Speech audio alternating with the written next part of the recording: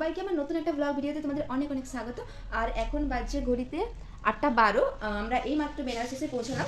তো আজকে আমাদের টিকিট সেকেন্ড ডে, কালকে ছিলাম আমরা পরেশনাথ পাহাড়, আর আজকে বেনারস, যেখানে দুদিন থাকবো। তো এখন এই মাত্র রুমে এলাম। এই হচ্ছে আমাদের রুম।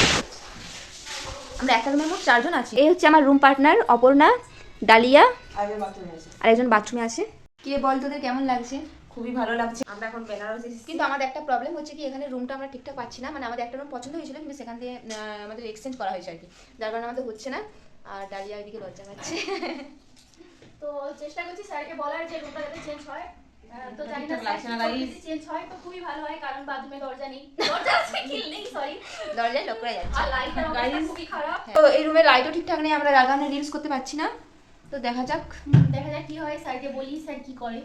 ঠিক আছে, তো এই যে এগুলো আমরা ভিডিওগুলো করছি, এগুলো কিন্তু মেমোরি হিসেবে থেকে যাবে। এগুলো আমরা পরে পরে দেখবো, কারণ ভবিষ্যতে আর কোনোদিন হবে না একসাথে আসা। এবার একজনের তো বিয়ে হয়ে গেছে, এবার পরের লাইন আছে এ, এবার কার কখন হবে বলা যাচ্ছে না। পরের লাইট সুবিধা অবশ্যই, ঠিক আছে, আমার আগে পরের বিয়ে হবে। আর পৌলমী বলে আছে, তাকে এখন দেখানো যাচ্ছে না ক্যামেরায়, কারণ এখন অন্য আমাদের ব্রেকফাস্ট এখানে সব খাওয়া দাওয়া চলছে। এখন আমরা রেডি হচ্ছি বেনারসি গঙ্গাঘাটে যাওয়ার জন্য। তো রেডি হয়ে দেখাচ্ছি। দেখো আমরা তো এদিকে রেডি হয়ে গেলাম। এই যে ডালিয়া, এই যে আমি, আর একজন এখনো জামাই ঠিক করতে পারছে না সে কোন জামাটা পরবে। কিরে হলো না এখনো? বসে আছি এখন। এই যে ডালিয়া, অপর্ণা, পৌলমী, আমি। চলো যাও যাক।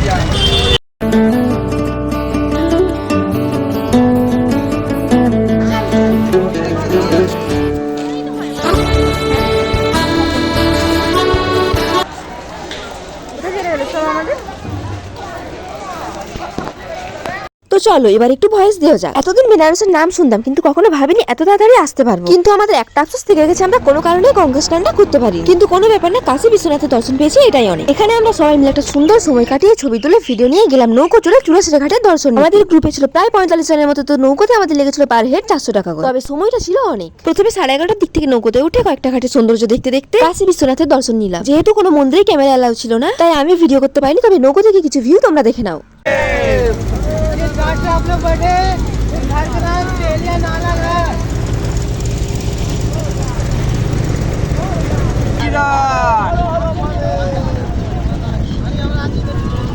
अभी आगे के देखो, उसके बाद से आगे के बता।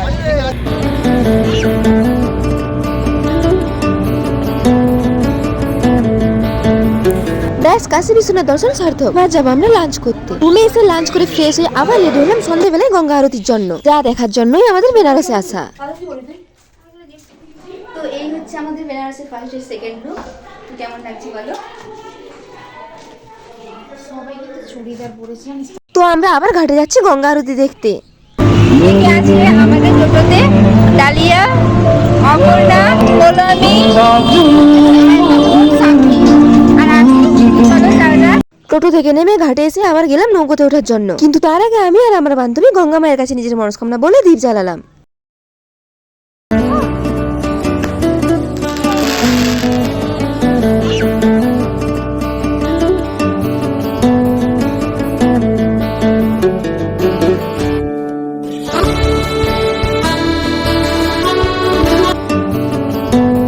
তো দেখো এবার আমাদের গঙ্গা আরতি দেখার সময়।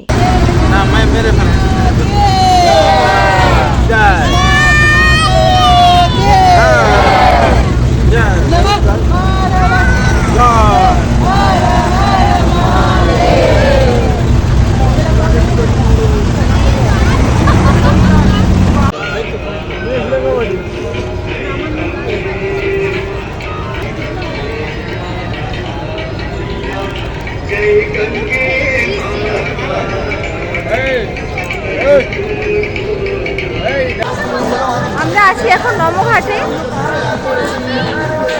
তো 84টা ঘাটের কিছু কিছু ঘাট আমার মনে আছে, তার একটা হলো নমঘাট। কারণ এইখানে নেমে আমরা বেশ কিছুটা টাইম কাটিয়েছিলাম।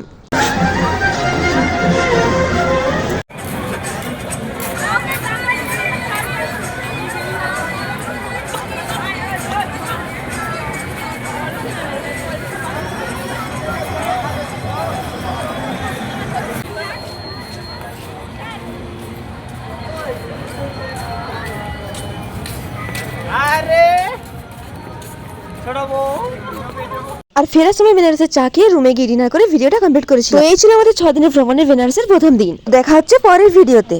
হাই গাইস, তো এখন আমরা ডিনারের উদ্দেশ্যে যাচ্ছি। আর চলো কি রান্না হচ্ছে দেখা যাক। আর একজন বসে বসে এখনো কথা বলছে।